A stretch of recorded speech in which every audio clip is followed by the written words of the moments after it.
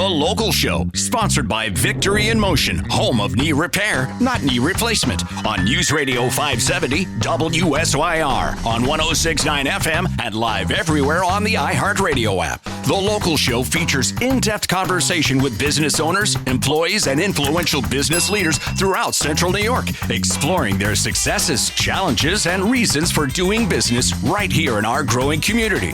The Local Show is produced locally by Zoe Advertising. Now your hosts, Tom and Steve. Back into it, back at it. You've got The Local Show in full swing. As the weather gets better, our eyes turn to beautiful Oneida Lake, which I live up by, and you grew up over there. Oneida Lake. I love Oneida Lake. Yeah, it's not to love. It's been wonderful, yeah. So we always bring back Matt Gutchess to talk about the Oneida Lake Walleye Fest. He's the promoter, and you kind of took it over. How long ago did you take this? From the Lions Club. From the Lions Club, yeah. The Lions Club stopped doing it in 2022. Okay. I started doing Walleye Fest in 2023. This is now my fourth year doing it. Mm-hmm. It's been pretty successful since you've taken it over. You've kind of grown a lot. Yeah, we did a lot of different things. At first, I tried bringing it kind of into the modern era, and now we've scaled that back this year. We're no longer using our Derby Fish app to do the tournament. It is with this year's 250th birthday for the United States. I kind of thought. I never was I was alive in 1976, but I never really got to feel the bicentennial vibe. Yeah. And, this year, there's not a cool name for 250, which is hurting everybody, because there's nothing to rally around. For me, I wanted to kind of turn back the clock a little bit on this year's Derby and go old school, no technology. I mean, there'll be a little where you can go and watch live leaderboards, but as far as buying your ticket, that's all in person, cash only this year. I've got 11 places you can buy ticket between Central New York, as far east as Albany, as far west as Albion, between Rochester and Buffalo. So we've got a lot of great people out there selling tickets for us, a lot of great businesses, and we encourage all of our anglers to go out and go see each business that we're supporting and that supports us.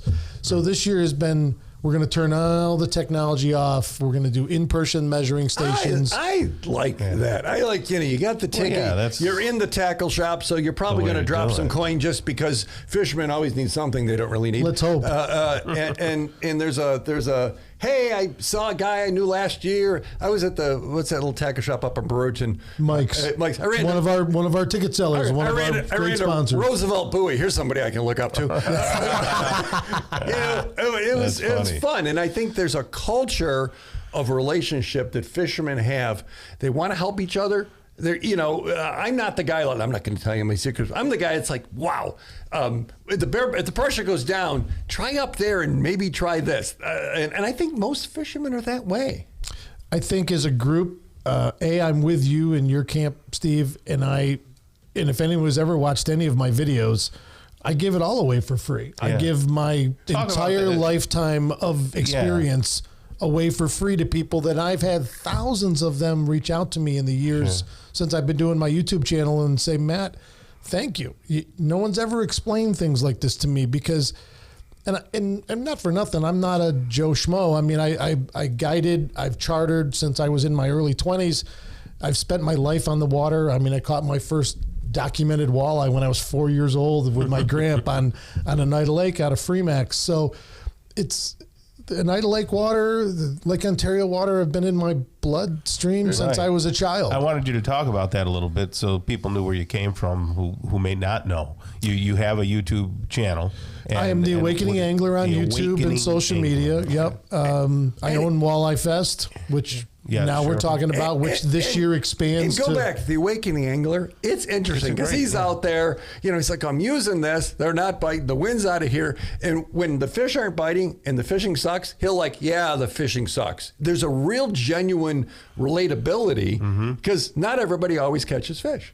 And you make it feel... And the guys that tell you they do all the time are lying. Yeah, you know, you're like, hey, I went out early and the wind kicked up. Yeah. You know what? I'm going to lose my lunch. I'm out of here. And so you're not editing together like all the fish you catch, like a Jimmy Houston reel, you know? I've never been one to, make anything about myself or to prop anything up to like, oh, I'm the best or the way I do it is the only way. And quite the opposite. Because there's never one way to skin a cat, and you can do it. You can catch a walleye on Oneida Lake in like 50 different ways. Okay. And people ask me all the time, you know, what's the secret to fishing? But like, what's the secret to what's going to be the winning strategy for the Walleye Fest? Well, the first strategy is you got to figure out what you want to do. Are you a troller? Are you a jigger? Do you want to dunk a worm? Do you want to? Once you settle on what you want to do, then we'll figure out where you're going to do it. You know, right. Opening weekend, the theory should be that most of the fish are shallow because they're either still in the spawn, potentially, or post-spawn, but they're hanging out in those areas. But the simple fact is there's so many walleyes in Oneida Lake, they're never all in the same spot. So if you like to go fish the deep stuff on the east end and troll or do whatever, they're going to be there too because they always are there. You want to go shallow and cast plugs in 5 foot of water or a jig in 10 foot, they're going to be there too. So there is no one place. There is no one way. And if anything I've ever done speaks to that, I'm all about trying new things. I'm all about trying new techniques or just seeing if the theory that's been bunking around in my head is valid. Are most of the bigger walleye in the channel or can they be in the shallows? Again, they can be anywhere. The biomass is made up of, we've seen some big fish in over the years come out of Oneida. It's not known as a big fish lake. It's known as a fish factory lake because of our hatchery influence and all that. So it's about going out and catching numbers. Now, we have big ones in this tournament. This derby is about the biggest. Who's going to catch the single biggest, meaning longest walleye? Do they school together in size?